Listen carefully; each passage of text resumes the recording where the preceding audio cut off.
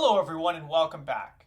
Now, over the course of this lecture video and the two that will follow it, we're going to take a deep dive into discrete dynamical systems. These are iterative processes. And the goal of today's lecture is to introduce to you one way where these things come up, and that will be through discretizations of a differential equation, which results in a numerical scheme. That means a way that you can actually simulate these things on a computer. In the lecture that follows this, we're going to talk about what's called Picard iteration, and it's a way of identifying expansions of solutions to differential equations. So if you remember, I told you that solutions exist through those existence and uniqueness theorems, but I never really told you how you can actually find them. And then, with today's lecture and the one that follows this in mind, the final lecture in this three-part suite is going to focus more on the general theory. So how do we think about these difference equations, these iterative processes, and in particular, how do we analyze them in the same way that we might analyze an ordinary differential equation? Okay, so what we're going to talk about today is what's called Euler's method. So it's a way of approximating the solution to a differential equation. We're going to talk about this just using sort of a chalk and talk method. So we're going to walk through the ideas here. But I want to emphasize to you that these methods are extremely easy to put into a numerical program. So maybe if you use MATLAB or Python, C++, Java, any of these programs can quickly and efficiently implement these ideas with really just a simple for loop. Okay, so what's the basic idea? Well, we're going to assume that we've got some first order ordinary differential equation. And it could be completely nonlinear. We're not going to put any assumptions on it. But of course, I'm going to make it a proper initial value problem. Okay? So maybe what you need to do is go back into your notes and recall some of those existence and uniqueness solutions. And we know that, as long as f is continuous in a rectangle that contains t naught and y naught, and its partial derivative with respect to y is continuous in that same rectangle, then we can guarantee that locally, that means close to t naught, that's what that h value was in our statement of the theorem, that we can assume locally that there exists a solution to this differential equation, and it's unique. Now, the uniqueness part is very important here because if we're going to simulate this on a computer, I need to guarantee that if I do it and you do it, we're going to get the same answer. Okay, so how can we approach the study of this thing, say from a numerical context? Well, here's what we can do. We can use what that differential equation is actually telling us. So if I plot in the ty plane, and imagine, say, this is my initial value. I'm going to do everything moving to the right of t naught today, but you can very easily adapt this to go to the left as well, because we remember the existence uniqueness of solutions tells me I can go a little bit to the right and a little bit to the left. Okay, so here's what we know. There exists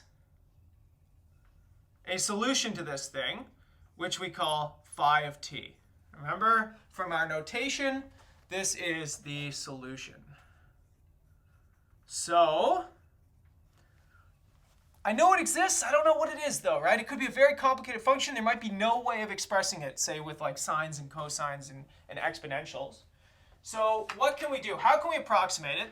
Well, what we're going to do is we're going to use local theory. Now, when I say the word local, at least in the differential equations context, there is one thing that should pop into your mind, and that is Taylor's theorem. When mathematicians, particularly analysts, talk about local ideas, local theory, a lot of the time it means using Taylor's theorem. Okay, how are we going to use Taylor's theorem? Well, Taylor's theorem tells us that if we have a sufficiently differentiable function, if you keep zooming in and zooming in and zooming in on a single point, so for example, if you're zooming in on t naught, y naught here along my solution, well, then this thing can be well approximated by its tangent line, right? That's what the first order approximation with Taylor's theorem gives you. So let's sketch this out. Here's my tangent line here. So let's put this in brackets, tangent line.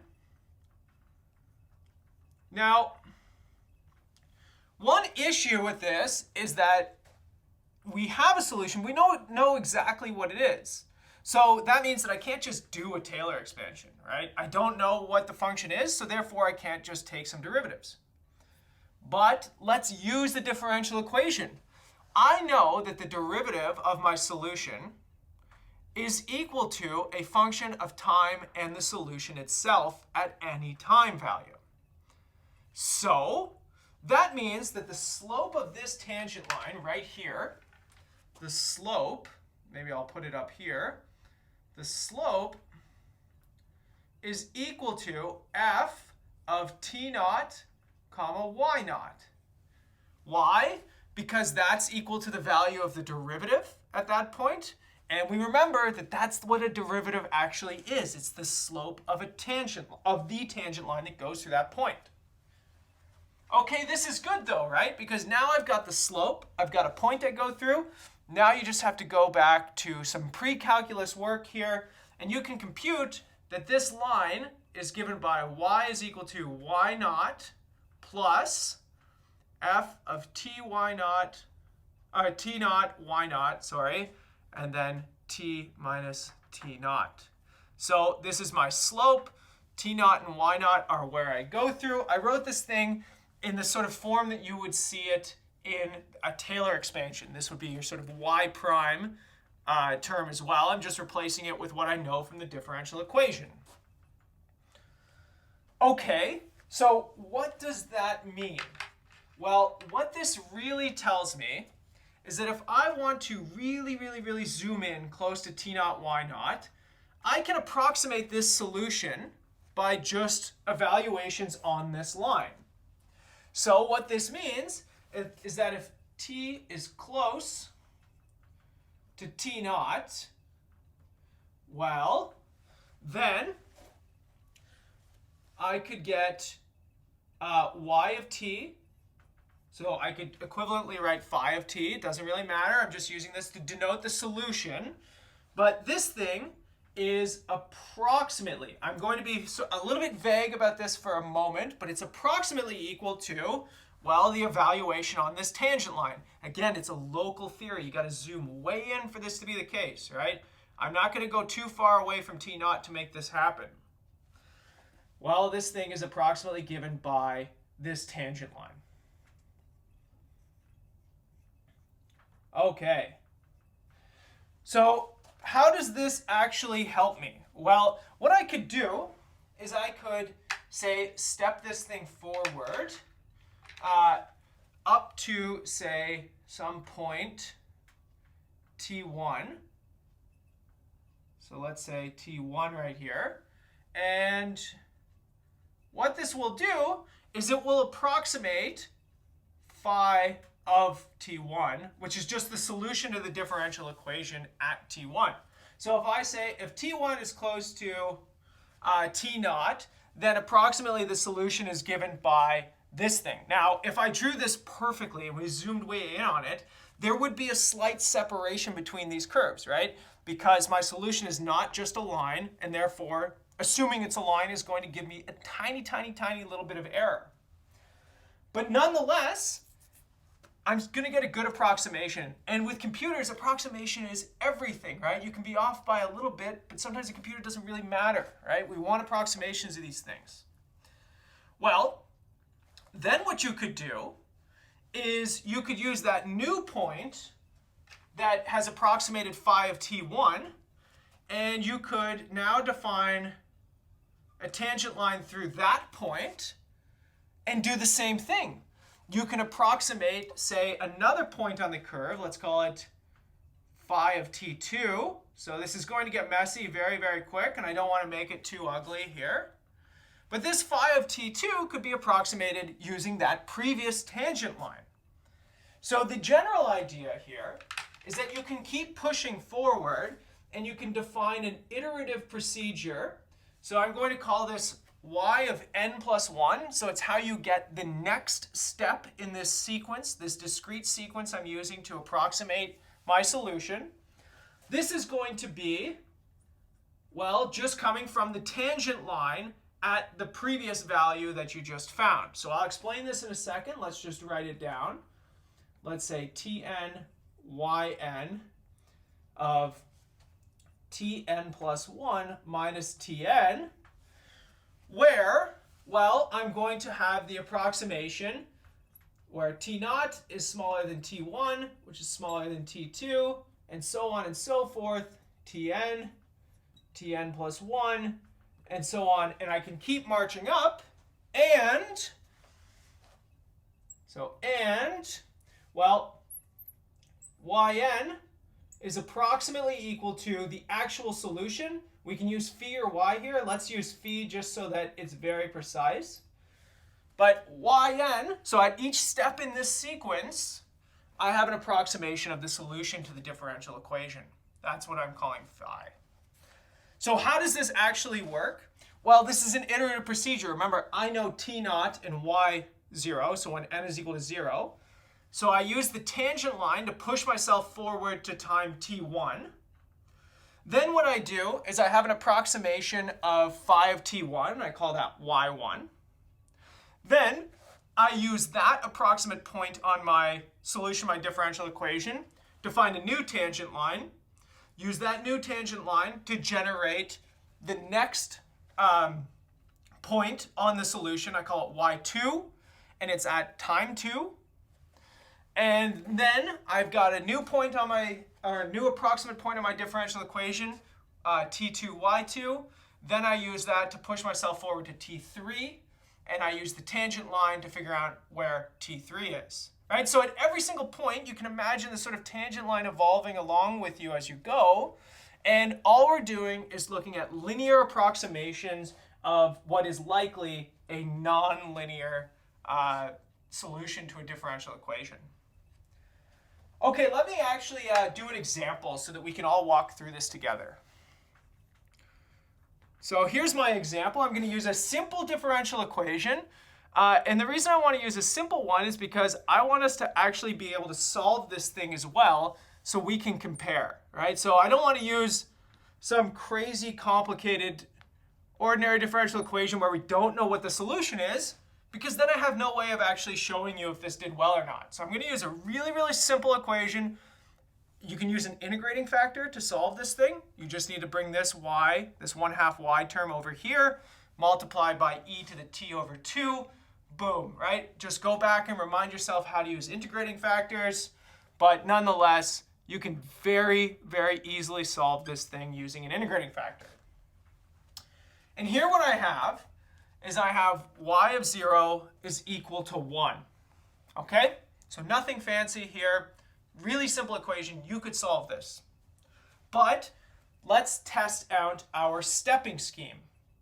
Well, the first thing to point out is that this thing is called Euler's method. So this goes back to one of the most famous mathematicians of all time. That is Euler. So in the 18th century, one of the most prominent mathematicians. His name is sort of stamped over everything, especially in ordinary differential equations and calculus. So here's just one more thing that we can attribute to Euler. So with Euler's method, we have this stepping scheme right here. So clearly, the first thing that we want to do is we want to get that y1 term out of this thing. So let's take a look at this first. Well, the slope of my tangent line, I'm going to denote that by f0, and this is f of t0, y0. Now, what is f? F is the right-hand side of my differential equation. In this case, it's equal to 3 minus 2. And now what's t0? That's 0. So just compare with the general form over here, the specific form over here, minus 1/2. And what's y0? That's equal to 1. So just putting this in right here. Well, this gives me 2.5. I'm going to use decimals here just so it's a little easier for us all to look at.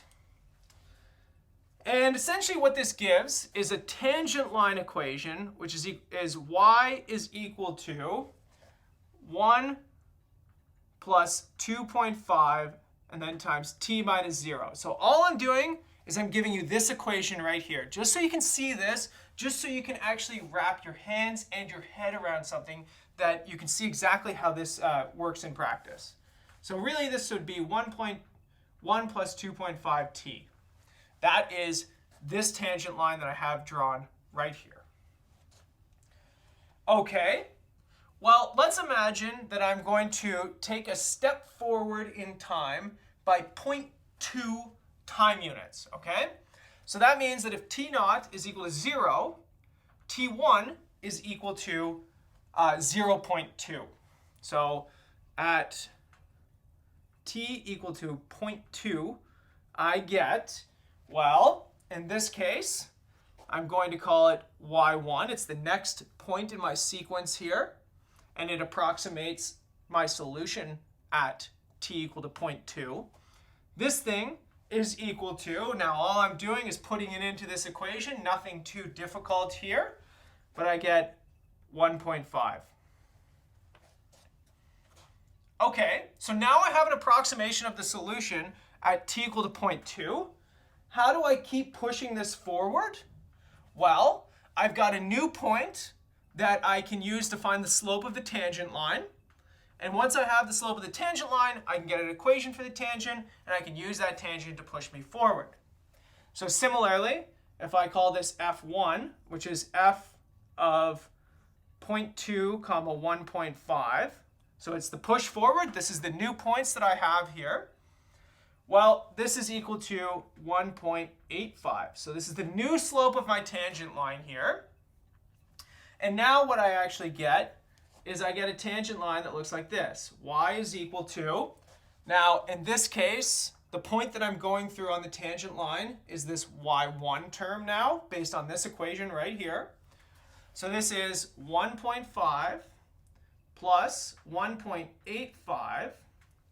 Now I have the next point in time, so we're just leaving this as general t for a second, minus, the current point, 0.2.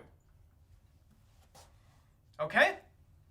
So now, you can simplify that up if you want to. I'm just going to leave it like that for the sake of this. But that means that I can say at t equal to 0.4, well, at t equal to 0.4 here, I get y2 is equal to 1.87.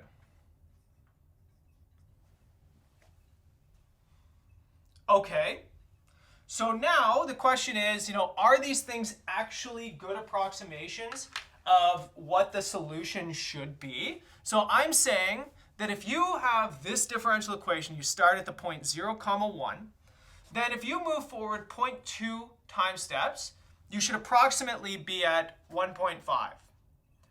And then if you move ahead another 0.2 time steps to 0.4 here, you should approximately be at 1.87. Now, remember I said the beauty of this example is you can solve it. So maybe pause the video right now, test yourself a little bit, and try and solve this thing. And here's what you're going to get. If you plug in this value of t is equal to 0.2, into your exact solution, here's what it comes out to be. 1.43711. So up to about 5 decimal places here. That's the exact value. Similarly, if you push forward to 0.4, you get 1.75650. Okay, so what I want you to notice about this is that these two actually aren't that far apart. They're off by about 0.063, something like that. Right? So that is in the 100th decimal place where we have errors between these two things. Here now, though, the error has accumulated, and now I've got a difference in the first decimal place, right? So I'm off by about 0.12 now. Now, if you were to keep pushing forward, so for example, if you continue this method of using the tangent lines and you push all the way forward, going to 0.6 and then 0.8 and then 1.0, if you keep going, so I'm just going to denote that by a ... for a second, so just using this formula. I just want to show you what happens if you go all the way to t equal to 1. In this case, this is going to be y5, right? So t equal to 0.6 is y3, t equal to 0.8 is y4, t equal to 1.0 is y5. This thing is equal to 2.32363. Again, just to 5 decimal places. Similarly, if you take the exact solution and you put in the value t equal to 1, what do you get out of this? You get 2.11510. So now you can see that your error has really bubbled up. You're off by about 0.2, right? That's about a 10% error that you're looking at in this equation. So what's the issue, right? Why was the first guess not bad compared to the ones that went further? Well, go back to the original picture here. Look at, we knew that we started at t naught, y naught. So in our case, 0, 1. So we had the exact values and we had the exact slope of the tangent line to the solution at that point. But from every point there on out, I'm making approximations. I've got a solution doing something really nonlinear potentially, but I am approximating by a line. So I've got a little separation here. This might be my solution. This might be my tangent.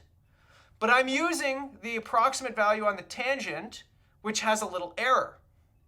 So then I'm pushing forward again, and now I'm separating even more because I've got error from approximating with a tangent again, plus error from approximating the slope because I don't actually have the exact value to approximate with.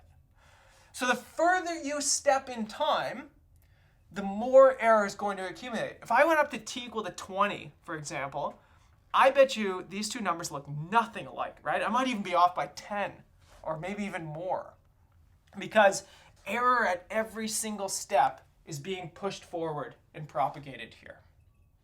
And so essentially what you're seeing is you're seeing something that might look like this. So if you were to plot maybe the solution, say t.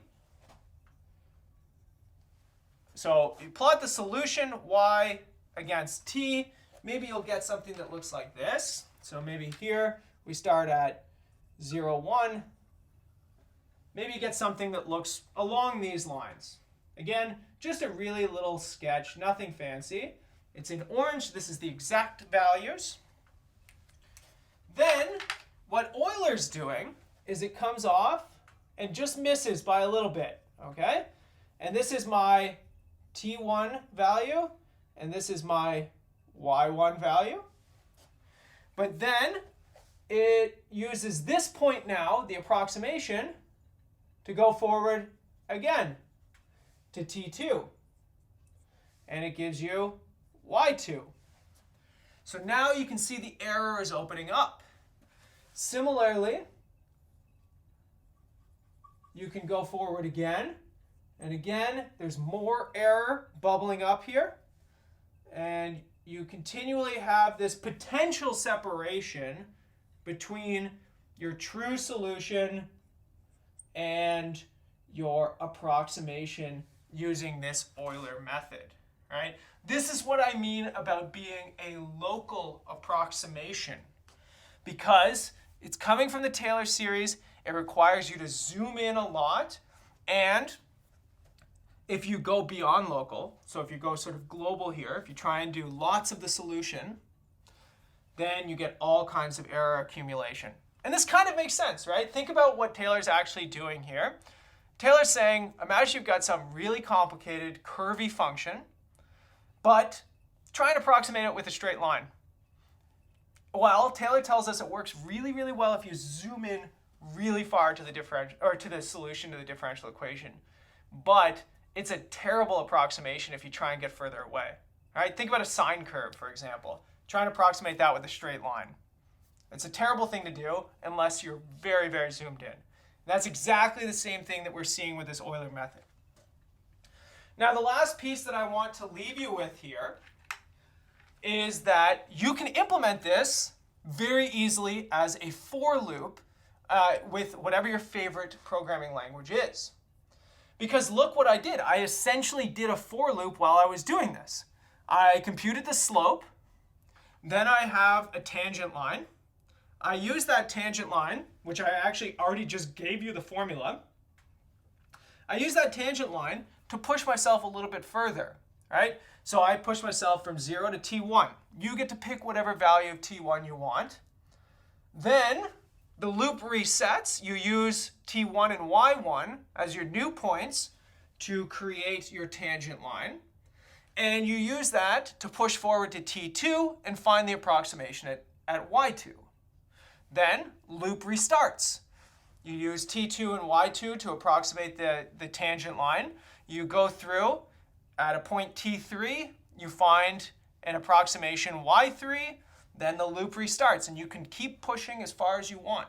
So if you have the capabilities to do this, do it. Try it out. Visualize this and try and see what this separation looks like. So we can actually show, using mathematical analysis, just using Taylor's theorem, in fact, that this error right here, while this error is actually on the order of the difference between t1 and t2. So in this case, it's just t1 squared.